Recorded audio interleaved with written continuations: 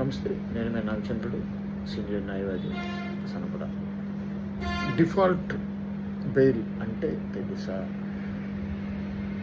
BNS section 187 subsection 3.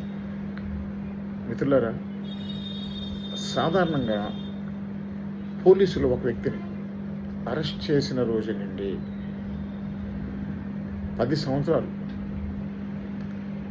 శిక్ష పడే కేసులో 60 రోజుల్లో, అలానే 10 సంవత్సరాల పైన శిక్ష పడే కేసులో 90 రోజుల్లో కేసు విచారణ ముగించి కోర్టులో ఛార్జ్షీట్